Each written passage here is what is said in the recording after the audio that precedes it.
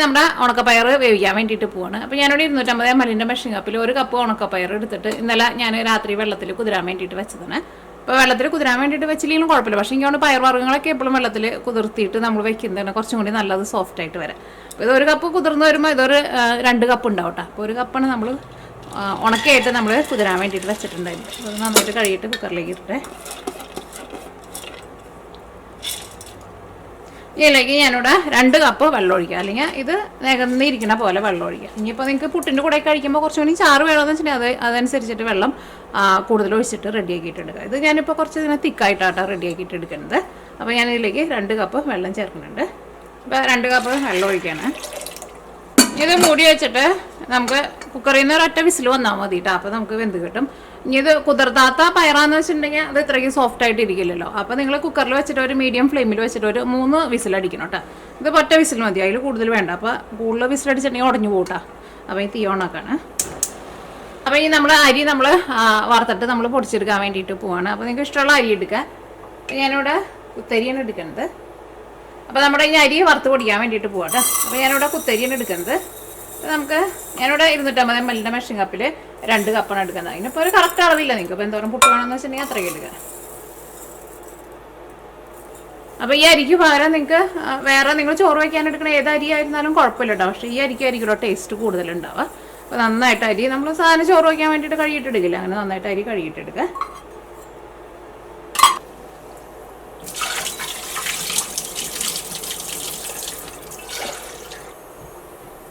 നമ്മൾ അരി നന്നായിട്ട് കഴുകിയെടുത്തിട്ടുണ്ട്. ഞാൻ അരി നന്നായിട്ട് വെള്ളം പോകാൻ വേണ്ടിയിട്ട് ഞാനിവിടെ അരിപ്പയിൽ ഇട്ട് വയ്ക്കുന്നുണ്ട് കേട്ടോ. ഇത് നമ്മളൊരു തുണിയിലേക്ക് ഇട്ട് വയ്ക്കട്ടെ.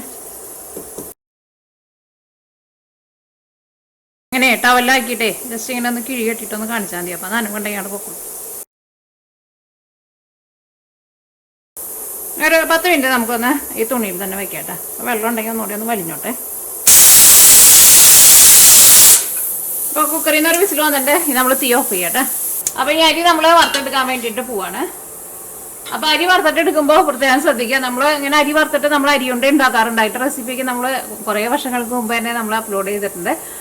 അപ്പോഴും നമ്മൾ പറഞ്ഞിട്ടുണ്ടായിരുന്നു. കാരണം കൂടുതൽ ഇട്ടിട്ടുണ്ടെന്ന് വെച്ചിട്ടുണ്ടെങ്കിൽ അരി എല്ലാവരും പൊട്ടില്ല. അതിനകത്ത് ഓരോ അരി എങ്ങാനും പൊട്ടാണ്ട് ഇരുന്നിട്ടുണ്ടെന്ന് വെച്ചിട്ടുണ്ടെങ്കിൽ അരി കടിക്കുമ്പോൾ നമുക്കറിയാലോ കല്ല് കടിക്കണ പോലെ കല്ല് കടിക്കണ പോലെ ആയിരിക്കും. അപ്പോൾ അതുകൊണ്ട് തന്നെ എപ്പോഴും അരി വറുത്തിട്ട് എടുക്കുമ്പോൾ കുറേശ്ശെ ഇട്ടിട്ട് വേണം വറുത്തിട്ട് എടുക്കാൻ വേണ്ടിയിട്ട്. അപ്പോൾ ഇതിപ്പോൾ ഇത്രയ്ക്ക് അരി ഉണ്ടല്ലോ, നമുക്കൊരു 3 ട്രിപ്പായിട്ട് നമുക്ക് വറുത്തിട്ട് എടുക്കാം. ഇതിപ്പോൾ കുറച്ച് നല്ല ഇതുള്ള വലിയ പാനാണല്ലോ. ചെറുതാന്ന് വെച്ചിട്ടുണ്ടെങ്കിൽ നിങ്ങൾ അതനുസരിച്ചിട്ട് എടുക്കണം കേട്ടോ. പിന്നെ ഇത് പെട്ടെന്ന് നമുക്ക് വറുത്തിട്ട് എടുക്കാനും പറ്റും, കുറേ സമയമൊന്നും എടുക്കില്ല. കഴുകി വെച്ചേക്കണ അരിയിൽ നിന്ന് കുറേശ്ശെ ഇടാം നമുക്ക്.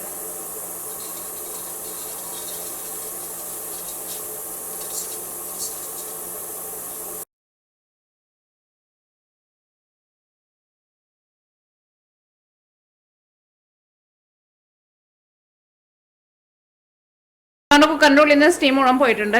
നമുക്കൊന്ന് തുറന്ന് നോക്കാം. അത് നോക്കിക്കേ. അപ്പോൾ നമ്മുടെ പയറ് നല്ല കറക്റ്റ് പാകത്തിന് നമുക്ക് വെന്ത് കിട്ടിയിട്ടുണ്ട്. ഒറ്റ വിസിലടിച്ചാൽ മതി കേട്ടോ. കൂടുതൽ വിസിലടിച്ചിട്ടുണ്ടെന്ന് വെച്ചാൽ ഉടഞ്ഞു പോട്ടാം. കാരണം ഉടഞ്ഞു പോയിട്ടുണ്ടെങ്കിൽ അത്രയ്ക്ക് ടേസ്റ്റ് ഉണ്ടാവില്ല. നമ്മുടെ അരി വറുത്തെടുത്ത് കഴിഞ്ഞിട്ട് നമുക്ക് ഇത് റെഡിയാക്കാം.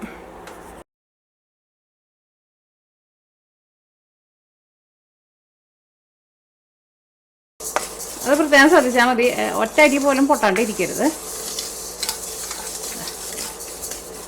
സൂപ്പറായിട്ട് എല്ലാവരും പൊട്ടി വന്നിട്ടുണ്ട്.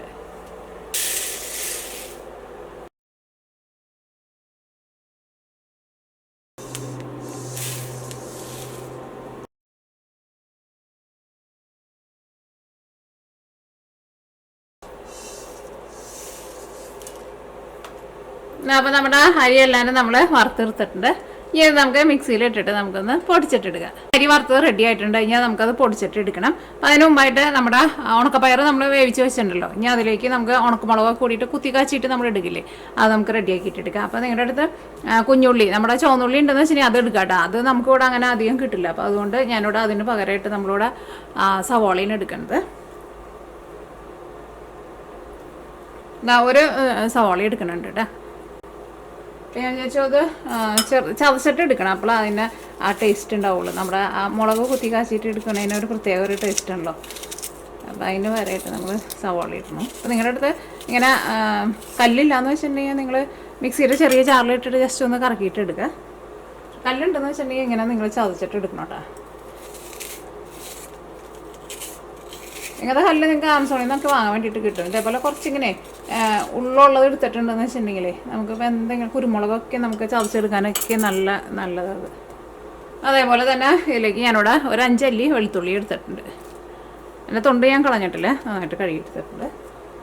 അപ്പോൾ ഇതൊന്ന് ചതച്ചിട്ട് എടുക്കട്ടെ. ഇതിലേക്ക് നമുക്ക് ഉണക്കമുളകും കൂടിയിട്ട് ചേർക്കണം.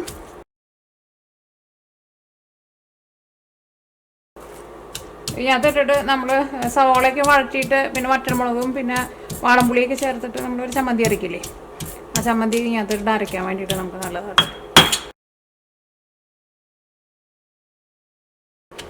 അപ്പോൾ ഇത് നമ്മൾ നന്നായിട്ട് ചതച്ചെടുത്തിട്ടുണ്ട്.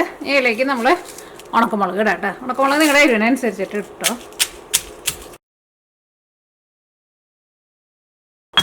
നിങ്ങൾക്ക് ഇതിൻ്റെ കൂടെ കറിവേപ്പില വേണമെന്ന് വെച്ചിട്ടുണ്ടെങ്കിൽ കറിവേപ്പിലയും കൂടിയിട്ട് ഇട്ടിട്ട് ചതയ്ക്കാം കേട്ടോ. ഓക്കെ, അപ്പോൾ നമ്മുടെ അത് നോക്കിക്കേ, നമ്മളെല്ലാവരും നമ്മൾ നന്നായിട്ട് കുത്തി ചതച്ചെടുത്തിട്ടുണ്ട്. ഇതിൻ്റെ കൂടെ നിങ്ങൾക്ക് കറിവേപ്പില വേണമെന്ന് വെച്ചിട്ടുണ്ടെങ്കിൽ കറിവേപ്പിലയും കൂടിയിട്ട് ഇട്ടിട്ട് ചതച്ചിട്ട് എടുക്കട്ടെ.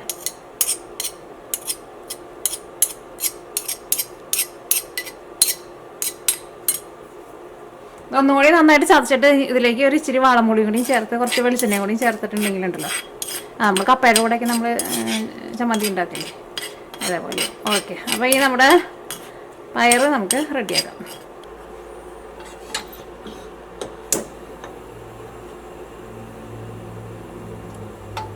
അപ്പോൾ ഈ നമ്മുടെ പയർ റെഡിയാക്കാൻ വേണ്ടിയിട്ട് പോകട്ടെ. അപ്പോൾ നമ്മുടെ പാനിലേക്ക് നമുക്ക് കുറച്ച് ഓയിൽ ഒഴിച്ചിട്ടുണ്ട്. ഓയിലെല്ലാം ഒഴിച്ചങ്ങനെ വെളിച്ചെണ്ണ ഒഴിച്ചിട്ടുണ്ട്. പിന്നെ ഉണ്ടല്ലോ, നിങ്ങൾക്ക് ഇത് ഡ്രൈ ആക്കിയിട്ട്, ചിലവർക്ക് ഡ്രൈ ആക്കിയിട്ട് എടുക്കുന്നതായിരിക്കും ഇഷ്ടം, ചിലവർക്ക് കുറച്ച് ചാറോട് കൂടിയിട്ട് എടുക്കുന്നതായിരിക്കും ഇഷ്ടം. ഡ്രൈ ആയിട്ടാണ് എടുക്കണേന്ന് വെച്ചിട്ടുണ്ടെങ്കിൽ അത് തുറന്ന് വെച്ചിട്ട് അതിനകത്ത് കുറച്ച് വെള്ളം ഉണ്ടെങ്കിൽ ആ വെള്ളം വറ്റിച്ചിട്ട് എടുക്കണം കേട്ടോ. ചിലരങ്ങനെ ഒളിത്തിയിട്ട് എടുക്കുമ്പോൾ വെള്ളം എടുക്കാറില്ല, വെള്ളം ഊറ്റി കളയലാണ് പതിവ്. അങ്ങനെ വെള്ളം ഊറ്റി കളയണ്ട, അത് തുറന്ന് വെച്ചിട്ട് നന്നായിട്ട് തീ നന്നായിട്ട് കൂട്ടി വെച്ചിട്ട് വറ്റിച്ചെടുത്താൽ മതി. വറ്റിച്ചെടുത്ത് കഴിഞ്ഞിട്ട് ഈ മുളക് കുത്തി കാച്ചിയിലേക്ക് ഇട്ടാൽ മതി കേട്ടോ. കാരണം അത് കുറേ നേരം ഇട്ടിട്ട് ആ വെള്ളത്തിൽ കിടന്നിട്ട് അങ്ങനെ തിളയ്ക്കണ്ട, അപ്പോൾ അതിൻ്റെ ടേസ്റ്റിനൊരു വ്യത്യാസം വരും. അപ്പോൾ ഓൾറെഡി ആദ്യം വറ്റിച്ച് കഴിഞ്ഞിട്ട് പിന്നെ ഇങ്ങനെ കാച്ചിയാൽ മതി കേട്ടോ. അപ്പോൾ നമ്മുടെ വെളിച്ചെണ്ണ നന്നായിട്ട് ചൂടായിട്ടുണ്ട്. ഫസ്റ്റ് നമുക്ക് കടുക് പൊട്ടിക്കുക. അപ്പോൾ കടുക് പൊട്ടിയിട്ടുണ്ട്. ഇനി നമ്മൾ ചതച്ച് വെച്ചതൊക്കെ ചേർക്കാം കേട്ടോ. ഇതിലേക്ക് നമുക്ക് കറിവേപ്പില ചേർക്കാം. സവോള ചെയ്തുകൊണ്ട് വഴന്ന് വരാൻ വേണ്ടിയിട്ട് കുറച്ച് സമയം എടുക്കും. കുഞ്ഞുള്ളി ആകുമ്പോൾ അത്രയ്ക്ക് വെള്ളം ഉണ്ടാവില്ലല്ലോ. വഴന്ന് വരാമെന്ന് വെച്ചിട്ടുണ്ടെങ്കിൽ ഇതെല്ലാം കൂടിയിട്ട് ചെറുതായിട്ടൊന്ന് മൊരിഞ്ഞ പോലെ വരണം കേട്ടോ. ഇത് നമ്മളിങ്ങനെ ചതച്ചെടുത്താനാണ്, ഇതിപ്പോൾ കാണാൻ തന്നെ നല്ല ഭംഗിയുണ്ട്. പക്ഷെ നമ്മൾ മിക്സിയിലിട്ടിട്ട് നമ്മളതിനെ കറക്കിയിട്ട് എടുക്കുമ്പോൾ ഇതേപോലത്തെ അത്രയ്ക്ക് ഇങ്ങനത്തെ ഒരു ടെക്സ്റ്റ് ആയിരിക്കില്ല അത് കിട്ടാൻ. പിന്നെ ഉണക്കമുളക് കഴിഞ്ഞാൽ ഞാൻ നേരത്തെ പറഞ്ഞ പോലെ നമ്മൾ കടയിൽ നിന്ന് വാങ്ങണം മറ്റേ ചില്ലി ഫ്ലെക്സ് ചേർത്താലും അതിൽ നല്ലത് ഇങ്ങനെ ചതച്ചിട്ട് എടുക്കുന്നത്. ഇപ്പോൾ ഇതെല്ലാം നന്നായിട്ട് മൊരിഞ്ഞ് വന്നിട്ടുണ്ട്. ഇതിലേക്ക് നമുക്ക് മഞ്ഞൾപ്പൊടി ചേർക്കാം. ഒരു 1/2 ടീസ്പൂൺ മഞ്ഞൾപ്പൊടി ചേർക്കാം. അതേപോലെ തന്നെ ഞാൻ ഇതിലേക്ക് ഒരു ഇച്ചിരി മുളക് പൊടിയും ചേർക്കുന്നുണ്ട്. നമ്മൾ ചതച്ച മുളകും ചേർത്തിട്ടുണ്ട്, എന്നാലും ഒരു ഇച്ചിരി മുളക് പൊടിയും കൂടിയിട്ട് ചേർക്കാം. നല്ല എരിവുള്ള മുളക് പൊടിയെന്ന് വെച്ചിട്ടുണ്ടെങ്കിൽ നിങ്ങൾ അതനുസരിച്ചിട്ട് ചേർത്താൽ മതി കേട്ടോ. ഇതിലേക്ക് നമ്മൾ വേവിച്ച് വെച്ചേക്കണം നമ്മുടെ പയർ ചേർക്കാം കേട്ടോ.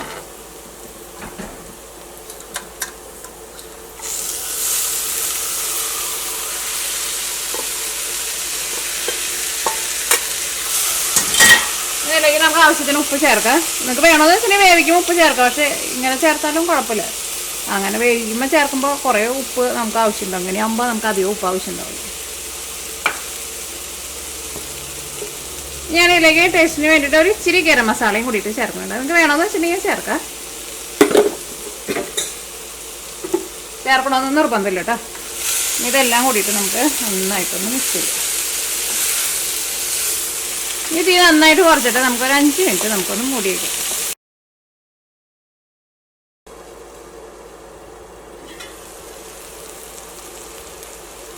അത് നോക്കിക്കേ, ഇപ്പം നമ്മൾ 5 മിനിറ്റ് നമ്മൾ മൂടി വെച്ചിട്ടുണ്ടായിരുന്നു. നമ്മൾ തീ ഓഫ് ചെയ്യാം കേട്ടോ. അപ്പോൾ അങ്ങനെ നമ്മുടെ പയർ കുത്തി കാച്ചിയത് റെഡി ആയിട്ടുണ്ട്. അപ്പോൾ അങ്ങനെ നമ്മുടെ നല്ല ടേസ്റ്റി ആയിട്ടുള്ള നമ്മുടെ വൻപയർ കുത്തി കാച്ചിയത് റെഡി ആയിട്ടുണ്ട്. നമുക്ക് കഞ്ഞിയുടെ കൂടെ കഴിക്കാം, അല്ലെങ്കിൽ ചോറിൻ്റെ കൂടെ കഴിക്കാം, അല്ലെങ്കിൽ പുട്ടിൻ്റെ കൂടെ കഴിക്കാൻ വേണ്ടിയിട്ട് എടുക്കാം. അപ്പോൾ നമ്മുടെ അരി വറുത്തത് അവിടെ ഇരുന്നിട്ട് നന്നായിട്ട് ചൂടാറിയിട്ടുണ്ട്. ഇത് നമുക്ക് മിക്സിയിൽ ഇട്ടിട്ട് നമുക്ക് പൊടിച്ചിട്ടെടുക്കാം.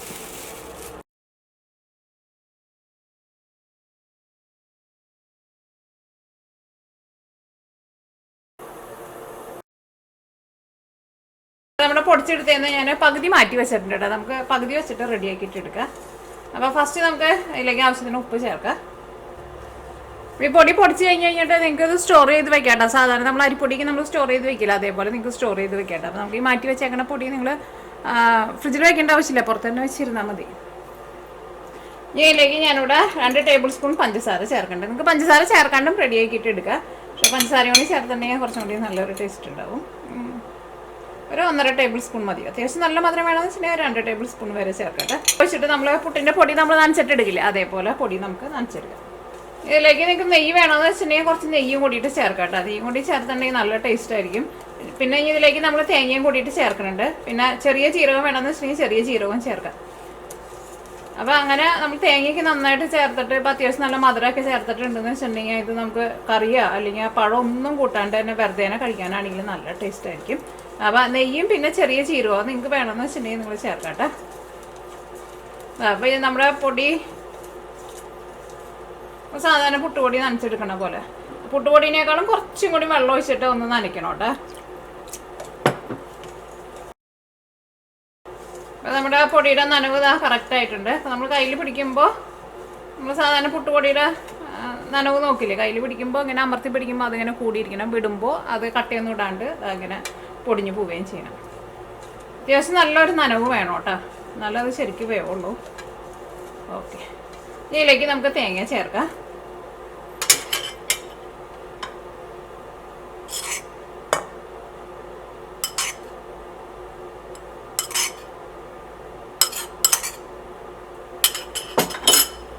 ഞാനിപ്പോൾ ഇവിടെ ഒരു തേങ്ങയുടെ പകുതി എടുത്തിട്ടുണ്ട്. തേങ്ങയ്ക്ക് നിങ്ങളുടെ ടേസ്റ്റിനനുസരിച്ചിട്ട് ചേർത്തോ. നിങ്ങൾക്ക് നന്നായിട്ട് തേങ്ങ ചേർക്കണമെന്ന് വെച്ചിട്ടുണ്ടെങ്കിൽ അതനുസരിച്ചിട്ട് നന്നായിട്ട് തേങ്ങ ചേർക്കുക. ഈ പാത്രയ്ക്ക് തേങ്ങ വേണ്ടെന്ന് വെച്ചിട്ടുണ്ടെങ്കിൽ അതനുസരിച്ചിട്ട് തേങ്ങയ്ക്ക് നിങ്ങൾക്ക് അഡ്ജസ്റ്റ് ചെയ്ത് ചേർക്കാം. അപ്പം ഞാൻ പറഞ്ഞ പോലെ നെയ്യുടെ ഒരു ഫ്ലേവർ വേണമെന്ന് വെച്ചിട്ടുണ്ടെങ്കിൽ ഒരു ഇച്ചിരി നെയ്യ് ചേർക്കുക. പിന്നെ ചെറിയ ജീരകത്തിൻ്റെ ടേസ്റ്റ് ചിലർക്ക് ഇഷ്ടമുണ്ടാവും. അപ്പോൾ അങ്ങനെ വേണമെന്ന് വെച്ചിട്ടുണ്ടെങ്കിൽ ഒരു ഇച്ചിരി ചെറിയ ജീരകം കൂടിയിട്ട് ചേർക്കാം. പിന്നെ പഞ്ചസാര ആയിരുന്നാലും നമ്മളിതിലേക്ക് ഇപ്പോൾ 1.5 ടേബിൾ സ്പൂണാണ് ചേർത്തേക്കുന്നത്. നിങ്ങൾക്ക് കുറച്ചും കൂടി നല്ല മധുരം വേണമെന്ന് വെച്ചിട്ടുണ്ടെങ്കിൽ അതനുസരിച്ചിട്ട് പഞ്ചസാരയും കൂടിയിട്ട് കൂടുതൽ ചേർക്കാം. ഇത് നമ്മൾ ഇഡ്ഡലി പാത്രത്തിൻ്റെ തട്ടിൽ വെച്ചിട്ട് നമ്മൾ ആവി കയറ്റാൻ വേണ്ടിയിട്ട് പോകട്ടെ. ഇപ്പോൾ അത്യാവശ്യം നന്നായിട്ട് നമ്മൾ തേങ്ങയൊക്കെ ചേർത്തിട്ടുണ്ട്. അതുകൊണ്ട് തന്നെ ഇത് വെറുതെ കഴിക്കാനാണെങ്കിലും നല്ല രുചിയായിരിക്കും. നമ്മുടെ പിട്ടുണ്ടാക്കാനുള്ള പൊടി റെഡി ആയിട്ടുണ്ട്. അപ്പോൾ ഞാൻ ഇഡ്ഡലി പാത്രത്തിൽ വെള്ളം ഒഴിച്ചിട്ടുണ്ട്. ഇതിലേക്ക് നമ്മൾ ഇഡ്ഡലി തട്ട് വയ്ക്കുകയാണ്. അല്ലെങ്കിൽ നിങ്ങളുടെ അടുത്ത് സ്റ്റീമർ ഉണ്ടെന്ന് വെച്ചിട്ടുണ്ടെങ്കിൽ സ്റ്റീമറിൽ വയ്ക്കുക, അല്ലെങ്കിൽ ഇതേപോലത്തെ ഇങ്ങനെ തട്ടുള്ളതിൽ വയ്ക്കുക. നിങ്ങളുടെ അടുത്ത് വാഴ ഉണ്ടെന്ന് വെച്ചാൽ വാഴലയും കൂടിയിട്ട് ഇട്ടിട്ട് ചെറുതായിട്ടൊന്ന് കുത്തി കൊടുത്തിട്ടുണ്ടെങ്കിൽ അങ്ങനെ ചെയ്താലും നല്ലതാണ് കേട്ടോ. ഇതിപ്പോൾ നമുക്ക് വാഴല കിട്ടാത്തതുകൊണ്ട് ഞാൻ ഈ തട്ടിലേക്കാണ് ഇടുന്നത്. നനവ് ഞാൻ പറഞ്ഞേക്കണ പോലെ പൊടി നന്നായിട്ട് നനയ്ക്കണം കേട്ടോ. സാധാരണ നമ്മൾ പുട്ടുപൊടി നനയ്ക്കണ അത്രയ്ക്ക് വെള്ളമല്ല വേണ്ടി വരാം. അത്യാവശ്യം നന്നായിട്ട് നനച്ചു. കാരണം ഇത് നമ്മൾ അരി വറുത്ത് പൊടിച്ചേക്കണത് കൊണ്ട് തന്നെ ഇതിന് അത്യാവശ്യം നന്നായിട്ട് വെള്ളം വേണം. അപ്പം ഇനി ഇത് നമ്മൾ അടുപ്പത്തേക്ക് വെക്കട്ടെ. അപ്പോൾ ഇത് നമ്മുടെ ഇഡ്ഡലി പാത്രം മൂടി വയ്ക്കാൻ വേണ്ടിയിട്ട് പോവാണ്. ഇനി ഇതിൻ്റെ ഉള്ളിൽ നിന്ന് നന്നായിട്ട് ആവി വരണം. നമ്മൾ സാധാരണ നമ്മൾ കോഴിക്കോട്ടേക്ക് ഉണ്ടാക്കില്ല, അല്ലെങ്കിൽ പീച്ചാമ്പൊടിയൊക്കെ ഉണ്ടാക്കില്ലേ, അതേപോലെ നന്നായിട്ട് ആവി വരണം. തീ ഓണാകട്ടെ. അതിൽ നിന്ന് ഒരു 10 മിനിറ്റ് നന്നായിട്ട് ആവി വന്നിട്ടുണ്ടായിരുന്നു. നമുക്ക് തീ ഓഫ് ചെയ്യാം. ആവി വന്നു കഴിഞ്ഞിട്ട് ഒരു 10 മിനിറ്റ് കൊണ്ട് വെയിറ്റ് ചെയ്യണം കേട്ടോ. നല്ല സൂപ്പർ മണം കേട്ടോ വരുന്നത്. പുട്ട് നനയ്ക്കുന്ന പോലെയല്ല കേട്ടോ, അതിലും കൂടുതൽ വെള്ളം ഒഴിച്ചിട്ട് വേണം നനയ്ക്കാൻ വേണ്ടിയിട്ട്. നല്ല ഇത് നമുക്ക് ശരിക്കും നന്നായിട്ട് വെന്ത് നല്ല സോഫ്റ്റായിട്ട് കിട്ടുള്ളൂ കേട്ടോ.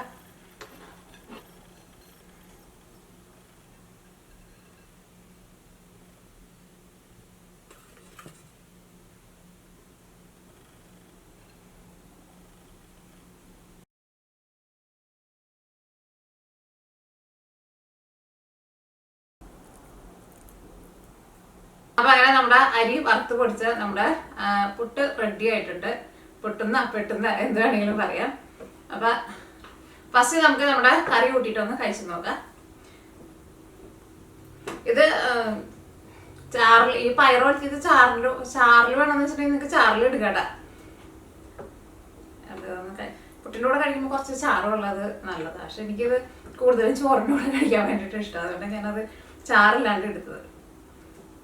അപ്പോൾ ഒന്ന് കഴിച്ചോട്ടെ. എന്നാലും അത്യാവശ്യം ഇതിനകത്ത് കുഴച്ച് കഴിയുമ്പോൾ ടേസ്റ്റ് ഉണ്ടാവും. നിങ്ങൾക്ക് വേണമെന്നുണ്ടെങ്കിൽ നിങ്ങൾ ചാറിലുണ്ടാക്കിക്കോ.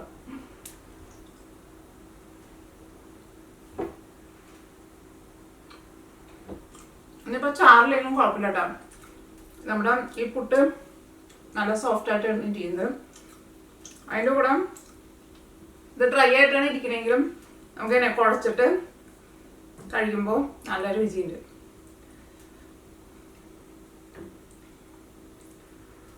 എന്നിട്ട് ചൂടാറി ഇവിടെ എന്ത് സാധനം നമ്മൾ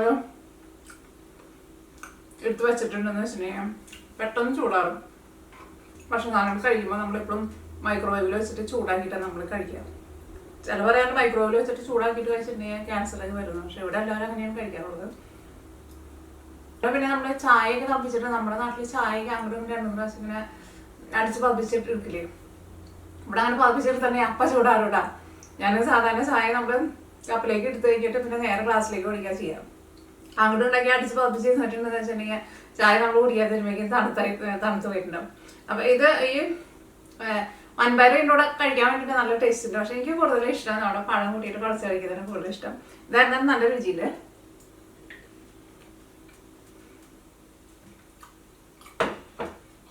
ആണ് നമ്മൾ പഞ്ചസാര ചേർത്തിട്ടുണ്ടായിരുന്നു. അതുകൊണ്ടാണ് അതിൻ്റെ ഒരു ചെറിയൊരു മധുരമൊക്കെ ഉണ്ട്. ഇനി ഇവിടെ വൻപയറിന് എന്തായാലും ചെറിയൊരു മധുരമൊക്കെ ഉണ്ട് കേട്ടോ. നമ്മുടെ കുറച്ച് ചെറിയ നല്ല രുചിയുണ്ട് കേട്ടോ. എന്നാലും എനിക്ക് കൂടുതൽ ഇഷ്ടം പഴം കൂട്ടിയിട്ട് കഴിക്കുന്നതാണ്. അപ്പം പഴം കൂട്ടിയിട്ട് കഴിക്കട്ടെ. അത് നമ്മുടെ നാട്ടിലെ മറ്റേ പാളംകുടം പഴം ഉണ്ടെന്ന് വെച്ചിട്ടുണ്ടെങ്കിൽ സൂപ്പർ ടേസ്റ്റ് ആക്കി കിട്ടും. നാട്ടിലേക്ക് ആകുമ്പോൾ നിങ്ങൾക്ക് ആ പഴം വേണ്ടത് കിട്ടുമല്ലോ. ഇതിപ്പോൾ നമ്മുടെ റോബസ്റ്റ് പഴം. പക്ഷേ ഇത് ചൂടാറിയിട്ടുണ്ടെങ്കിൽ പുട്ടിന് നമുക്ക് ചൂടാറിയിട്ടുണ്ടെങ്കിൽ കുഴപ്പമില്ല. പക്ഷെ കറി കൂട്ടിയിട്ട് കഴിക്കുമ്പോൾ എനിക്ക് നല്ല ചൂടിൽ കഴിക്കുന്നത് ഇഷ്ടം. ഇതിപ്പോൾ ഇതിനകത്ത് നന്നായിട്ട് ചൂടാറിയെന്നറിയില്ല. ചൂടാറി കഴിഞ്ഞാൽ നല്ല സോഫ്റ്റ് ആയിട്ടാണ് ഇരിക്കുന്നത്. ഞാൻ ഉണ്ടാക്കി കഴിയുമ്പോൾ പോൾസറിനെ കുറച്ച് ഇങ്ങനെ പഴം കുഴച്ചിട്ട് പോൾസറിനെ വീട്ടിൽ നിന്ന് ജോലി ചെയ്യണേ. അപ്പോൾ പഴം കുഴച്ചിട്ട് കൊണ്ടു കൊടുത്തിട്ടുണ്ടായിരുന്നു. അപ്പോൾ പോൾസറിന് നല്ല ഇഷ്ടമായി തോന്നുന്നു. പിന്നെ ഇതിലേക്ക് വേണമെന്ന് വെച്ചാൽ കുറച്ച് ശർക്കരയും ചീമ്പിയിട്ട് ഇടാട്ടോ. ഞാൻ പറഞ്ഞു പോൾസറിന് പറഞ്ഞു എന്നാൽ കുറച്ച് ശർക്കരയും കൂടി ചീമ്പിയിട്ടിട്ട് കൊണ്ടുവരാൻ പറഞ്ഞു. അങ്ങനെ വേണമെന്ന് വെച്ചാൽ അങ്ങനെയും കഴിക്കാം. എനിക്ക് കുട്ടികൾക്ക് ഭയങ്കര ഇഷ്ടമാവട്ടെ ഇത്. സാധാരണ പിള്ളേർക്ക് ചിലപ്പോൾ പുട്ട് എനിക്ക് തോന്നുന്നു നാട്ടിലെ പിള്ളേർക്ക് അത്രയ്ക്ക് ഇഷ്ടമില്ലെന്നാണ്. പക്ഷെ നിങ്ങൾ ഇതേപോലെ ഉണ്ടാക്കി കൊടുത്ത് നോക്കട്ടെ.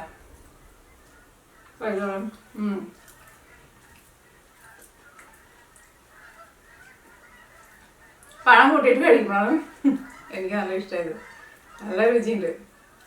വേണമെങ്കിൽ ഇതിപ്പോൾ അത്യാവശ്യം നല്ല മധുരം ഉണ്ട്. ഈ പഴത്തിന് നല്ല മധുരം ഉണ്ടായിരുന്നു. ഇനി വേണമെന്ന് വെച്ചിട്ടുണ്ടെങ്കിൽ കുറച്ച് ശർക്കരയും കൂട്ടിയിട്ട് ചീമ്പിയിട്ട് അങ്ങനെ ഇടാം. ഞാൻ പറഞ്ഞ പോലെ റെഡിയാക്കിയിട്ട് എടുക്കുമ്പോൾ കുറച്ച് നെയ്യ് വേണമെന്ന് വെച്ചാൽ നെയ്യ് ഇടാം. ചെറിയ ജീരകത്തിൻ്റെ ടേസ്റ്റ് വേണമെന്ന് വെച്ചിട്ടുണ്ടെങ്കിൽ ഒരു ഇച്ചിരി ചെറിയ ജീരകം ഇടാം. പഞ്ചസാര വേണമെന്ന് വെച്ചിട്ടുണ്ടെങ്കിൽ കുറച്ചും കൂടി ഇടാം. ഇതിപ്പോൾ അത്യാവശ്യം നല്ല മധുരം ഉണ്ട് കേട്ടോ. കാരണം പഴത്തിന് വേണ്ടിയിട്ട് നല്ല മധുരമായി കഴിഞ്ഞപ്പോൾ നല്ല മധുരം ഉണ്ട്. അത്രയ്ക്ക് പഞ്ചസാര മതിയാവും പഴം കുഴച്ച് തിന്നാൻ വേണ്ടിയിട്ട്. പിന്നെ ഉണ്ടല്ലോ ഈ പൊടി നമുക്ക് റെഡിയാക്കിയിട്ട് എടുക്കാൻ വേണ്ടിയിട്ട് അങ്ങനെ ഒരുപാട് സമയമൊന്നും എടുക്കുന്നില്ല. അരി വറുത്തെടുക്കാൻ വേണ്ടിയിട്ട് വളരെ കുറച്ച് സമയം മതിയല്ലോ നമുക്ക്. പിന്നെ അരി വറുത്തിട്ട് ഇരിക്കുമ്പോൾ തന്നെ മിക്സിയിൽ ഇട്ടിട്ടുണ്ടെങ്കിൽ ജസ്റ്റ് ഒന്ന് കറക്കിയാൽ മതി. അപ്പോൾ തന്നെ പൊടിഞ്ഞിട്ടുകയും ചെയ്യും. എന്നിട്ട് പൊടി നനച്ചിട്ട് തേങ്ങയിലേക്ക് കൂടിയിട്ട് മിക്സ് ചെയ്തിട്ട് റെഡിയാക്കിയിട്ട് എടുക്കുക. അപ്പോൾ എനിക്ക് കൂടുതലൊന്നും പറയണമെന്നില്ല. അപ്പോൾ നിങ്ങൾ ട്രൈ ചെയ്ത് നോക്കാം. പിന്നെ നമ്മൾ എമിയ കിച്ചണിൽ ലാസ്റ്റ് നമ്മൾ അപ്ലോഡ് ചെയ്തിട്ടുണ്ടായിരുന്നു ഇവിടെ സ്നോ വീഴുന്നു. പിന്നെ നമ്മൾ ബീച്ചിൽ പോയിട്ടുള്ള വീഡിയോ ചെയ്തിട്ടുണ്ടായിരുന്നു. അതിന് മുമ്പായിട്ട് ഞാൻ 3 തോരൻ്റെ 3 മെഴുക്ക് പറ്റിയുടെ ഒരു വീഡിയോ ചെയ്തിട്ടുണ്ടായിരുന്നു. പക്ഷെ ആദ്യം ആൾക്കാരൊന്നും അത് കണ്ടില്ല. പക്ഷെ അത് 3 ആയിരുന്നാലും നല്ല ടേസ്റ്റുള്ള മെഴുക്ക് പറ്റി കേട്ടോ. അത് അതിനകത്ത് വെണ്ടക്കായ സാധാരണ നമ്മൾ ഉണ്ടാക്കുന്നതായിരിക്കും. പിന്നെ ഞാൻ അതിനകത്ത് ഇത് കാണിച്ചിട്ടുണ്ട്, കോവയ്ക്ക് കാണിച്ചിട്ടുണ്ട്. അതിനകത്ത് ഈ എന്ത് സാധനം ഈ ഹോഴ്സ് ഗ്രാം ഈ എന്താ പറയുന്നതിനെ മുതിര നമ്മൾ വറുത്ത് പൊടിച്ചിട്ട് അതിൻ്റെ കൂടെ അതിനൊരു പൗഡർ നമ്മൾ ഉണ്ടാക്കുന്നുണ്ട്. അതിൻ്റെ കൂടെ മിക്സ് ചെയ്യാൻ വേണ്ടിയിട്ട് കോവയ്ക്കയുടെ കൂടെ എന്നിട്ട് നമ്മൾ ആ കോവയ്ക്ക മെഴുക്ക് പറ്റി ഉണ്ടാക്കിയിരിക്കുന്നത്. അത് നല്ല സൂപ്പർ ടേസ്റ്റ് ആയിട്ടാണ്. അതേപോലെ തന്നെ നമ്മൾ വേറൊരു മെഴുക്ക് പറ്റി ചെയ്തേക്കുന്നത് ബീൻസിൻ്റെ മെഴുക്ക് പറ്റി. അതായിരുന്നാലും ചിലപ്പോൾ നിങ്ങൾ അങ്ങനെ ചെയ്യണ്ടാവില്ലായിരിക്കും. നല്ല ടേസ്റ്റ് ഉണ്ടാവും. 3 മെഴുക്ക് പറ്റി എന്നാലും നല്ല സൂപ്പറാണ്. അപ്പോൾ നിങ്ങൾക്ക് ആർക്കെങ്കിലും അങ്ങനെ മെഴുക്ക് പറ്റി ഉണ്ടാക്കണമെന്ന് വെച്ചിട്ടുണ്ടെങ്കിൽ നിങ്ങൾ ആ വീഡിയോ കാണാൻ വേണ്ടിയിട്ട് മറക്കരുത് കേട്ടോ. കാണാൻ വേണ്ടിയിട്ട് മറക്കരുതെന്നല്ല, കണ്ടു കഴിഞ്ഞിട്ട് ട്രൈ ചെയ്ത് നോക്കാം. പിന്നെ വേറെ പ്രത്യേകിച്ച് വിശേഷമൊന്നുമില്ല. അപ്പോൾ നമുക്ക് നാളെ വേറെ പുതിയ വീഡിയോ ആയിട്ട് വരാം.